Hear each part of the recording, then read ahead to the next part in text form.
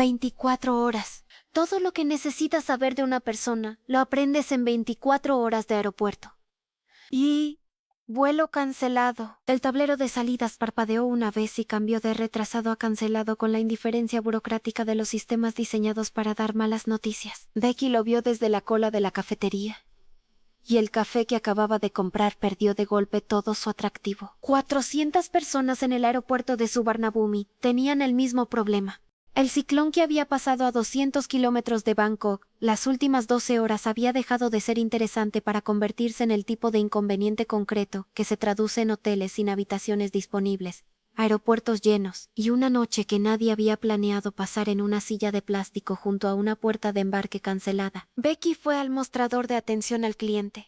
Esperó 40 minutos en la cola, y la persona que la atendió le informó con la amabilidad profesional de quien ha dado la misma noticia 600 veces ese día que el siguiente vuelo disponible con escala en su destino salía a las 11 de la mañana del día siguiente. Podían ofrecerle un vale de comida. No tenían habitaciones en los hoteles asociados. Gracias, dijo Becky, porque era lo único que tenía sentido decir. Fue hacia la zona de espera con su vale, su maleta de cabina y 16 horas por matar. Eligió un asiento junto a la ventana, sacó el portátil, se resignó. La mujer que se sentó a su lado 40 minutos después lo hizo con la precisión de alguien que ha evaluado todas las opciones disponibles y ha elegido la más eficiente. Tenía una maleta pequeña, un libro en la mano, y la expresión de alguien que ha decidido que si va a pasar la noche en un aeropuerto, lo va a hacer sin perder la compostura. ¿Está ocupado el de al lado?, preguntó, señalando el asiento libre. No. Se sentó. Abrió el libro. Becky volvió al portátil. Estuvieron así una hora. Era una de esas situaciones donde el silencio entre desconocidos alcanza una temperatura específica. No incómoda, no cómoda, sino simplemente presente. Becky era fotógrafa y tenía la enfermedad profesional de catalogar lo que tenía alrededor. La mujer del libro leía con una concentración que sugería que el libro era genuinamente bueno o que estaba muy bien entrenada para ignorar el caos de fondo. De vez en cuando parpadeaba lento, pensativa antes de pasar la página. A las 11 de la noche la cafetería cerró. A las 11:15, la mujer del libro cerró el suyo, se masajeó el cuello con 2 dedos y miró al frente con la expresión de quien está recalculando. ¿Cuánto te queda de vuelo?, preguntó sin girarse, como si continuara una conversación que no habían empezado. 11 horas, dijo Becky. Más el retraso. ¿Tú? 9. Aunque con este viento podría cambiar. ¿A dónde vas? A casa. ¿Y eso es, según el día? Era una respuesta extraña y la mujer lo sabía. Había algo en la comisura de su boca que no era exactamente una sonrisa, pero reconocía el filo de la respuesta. Frin dijo y extendió la mano. ¿Becky? ¿Tienes hambre, Becky? El vale de la aerolínea da para algo en la máquina del fondo. Lo he investigado. Becky la miró. Era directa de una manera que resultaba refrescante a las 11 de la noche en un aeropuerto lleno. Sí, dijo. Bien. Porque yo también. Y las máquinas expendedoras son más llevaderas en compañía. Y 2. Las 3 de la mañana. A las 3 de la madrugada. El aeropuerto había alcanzado ese estado particular de los lugares que nunca cierran del todo, pero tampoco están del todo abiertos. Luces al 60%. Personal de limpieza con sus máquinas sonámbulas. Grupos de viajeros repartidos por las zonas de espera en posturas que la incomodidad de las sillas hacía inevitables. Becky y Frin llevaban 4 horas hablando. ¿Había empezado con las máquinas expendedoras? ¿Había continuado con un recorrido por las pocas zonas del aeropuerto que seguían abiertas? ¿Había derivado hacia uno de esos bancos junto a una ventana que da a la pista donde los aviones parecen modelos en miniatura bajo las luces de posición? Y en algún punto entre la segunda ronda de café de máquina y la historia de Fren sobre un proyecto arquitectónico en Singapur que había estado a punto de no existir, la conversación había dejado de ser la de 2 desconocidas matando el tiempo y se había convertido en otra cosa. Fren hablaba de su trabajo con una seriedad que no excluía el humor. Tenía opiniones sobre casi todo, y las exponía sin el rodeo que la mayoría de las personas usaba para suavizar lo que pensaban. Preguntaba con una atención genuina que Becky reconoció tardíamente como el tipo de cualidad que convierte a alguien en peligroso para la concentración propia. ¿Por qué fotografía?, preguntó Frin, en un punto de la noche donde la pregunta sonó más directa que en otro momento. ¿Por qué arquitectura?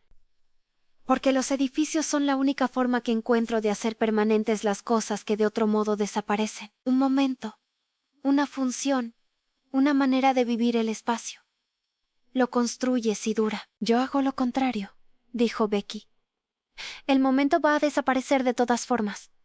La foto es la prueba de que existió. Frin la miró. Eso es melancólico. ¿O realista? ¿Hay diferencia? Sí. La melancolía lamenta. El realismo registra. Frin consideró esto con esa seriedad que ponía en todo. ¿Y a ti cuál de los dos te define? Depende de la foto. Silencio. Afuera un avión rodaba lento hacia la pista, sus luces de posición parpadeando en el asfalto mojado por la lluvia que había parado hacía horas. Hay algo que quiero preguntarte, dijo Frin. Y es la clase de cosa que solo se pregunta a las 3 de la mañana en un aeropuerto porque en otro contexto sería demasiado. Pregunta. ¿Tienes a alguien? Era directa. Era exactamente tan directa como había sido toda la noche, sin ornamento, sin disimulo, con esa honestidad que resultaba desconcertante precisamente porque no era agresiva, sino simplemente honesta. No, dijo Becky. ¿Tú? No. Desde hace tiempo. ¿Por qué me preguntas? Frin la miró con esa atención total que Becky había aprendido a reconocer en las últimas 4 horas, como su manera de decir que algo le importa. Porque desde hace 3 horas estoy calculando si tiene sentido pedir tu número. Y quería asegurarme de que los cálculos partían de la información correcta. Becky tardó un segundo. Luego se rió. Y fue una risa genuina, de las que ocurren cuando algo es a la vez inesperado y exactamente correcto. ¿Y cuál es el resultado del cálculo? Que tiene sentido, dijo Frin. Pero me faltaba la variable. Ya tienes la variable. Ya tengo la variable. Y 3. El amanecer. Se quedaron dormidas en los asientos a las 4:30, con la conversación interrumpida a mitad de algo. Y cuando Becky se despertó era luz gris de amanecer y Frin tenía la cabeza ligeramente inclinada hacia ella, dormida con esa postura de quien ha cedido al sueño sin querer. Becky no se movió un momento. Tenía la cámara en el bolsillo de la chaqueta. No la sacó. Había fotos que no se tomaban, no porque no fueran buenas, sino porque algunos momentos no eran para registrar, sino para habitar. Frin se despertó 10 minutos después con la desorientación breve de quien no esperaba verse dormido. Y cuando encontró a Becky mirándola, algo cruzó por su cara que desapareció demasiado rápido para nombrarlo, pero no tan rápido para no verlo. Buenos días, dijo Becky. ¿Qué hora es? Las 6.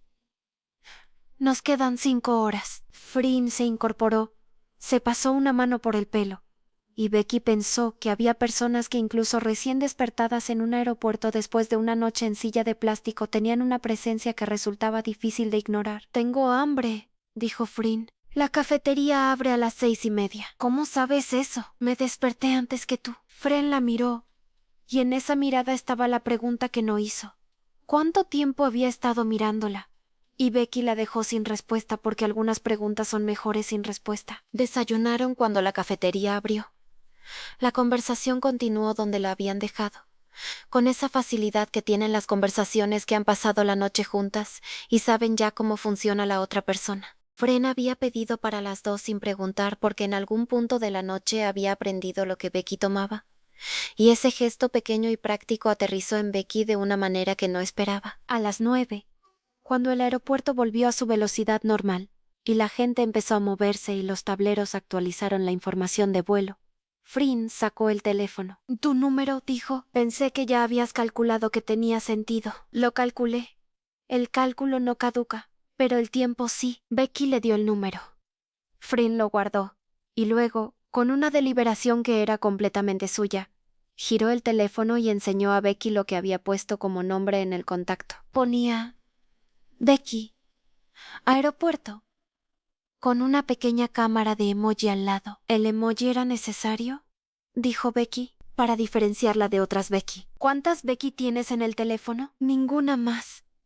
El emoji es para mí. Becky la miró y pensó que en 24 horas, sin haberlo planeado, había aprendido más de esta persona que de algunas que conocía hace años. El vuelo de Frin salió a las 10:40. El de Becky a las 11:20.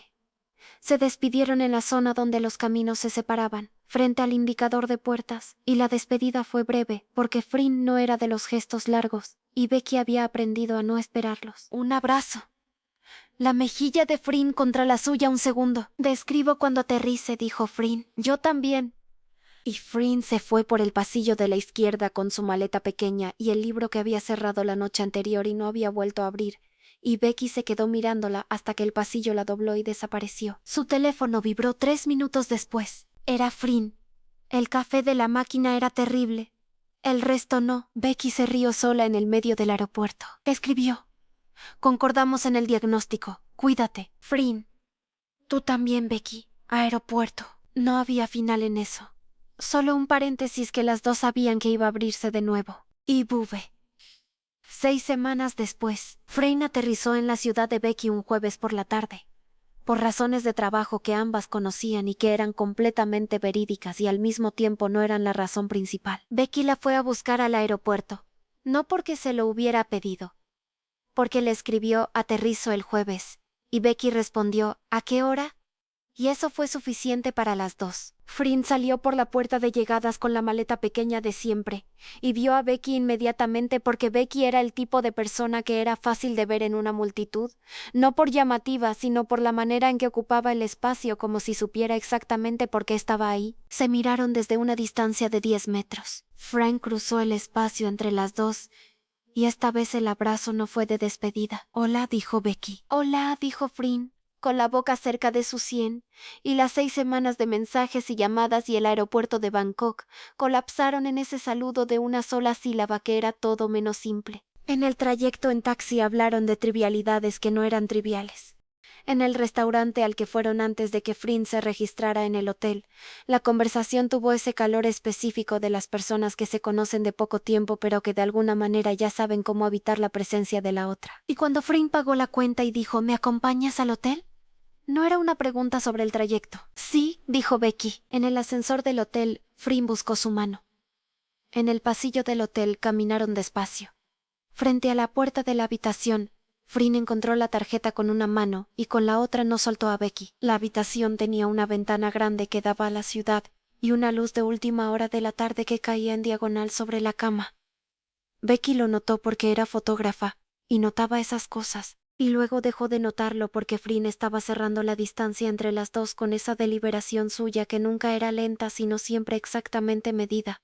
Y sus manos encontraron la cara de Becky, y el beso que siguió no tenía nada de la suavidad exploratoria del primero imaginado. Sabía 6 semanas de espera, y a una noche en un aeropuerto y a todos los mensajes que habían sido más directos de lo que dos personas que todavía no se conocen del todo deberían ser. La chaqueta de Flynn cayó sobre la silla. Las manos de Becky encontraron su espalda. La ventana seguía ahí con su luz oblicua, pero ya nadie prestaba atención a la luz. Más tarde, mucho más tarde, con la ciudad oscurecida afuera y la habitación en esa penumbra tibia de las noches que han sido buenas, Flynn dijo, el cálculo era correcto. ¿Cuál? El del aeropuerto. Tenía sentido. Becky se rió contra su hombro. ¿Lo sigues calculando? Constantemente, dijo Flynn, y había algo en su voz que era más suave que durante el día, más sin bordes. Es mi manera de funcionar. Lo sé. Ya lo sé. Flynn le pasó un brazo por los hombros, y Becky cerró los ojos, y pensó que 24 horas en un aeropuerto podían ser el principio de algo que no cabía en ningún itinerario que hubieras planeado. Y eso, descubrió, era exactamente lo mejor de ello.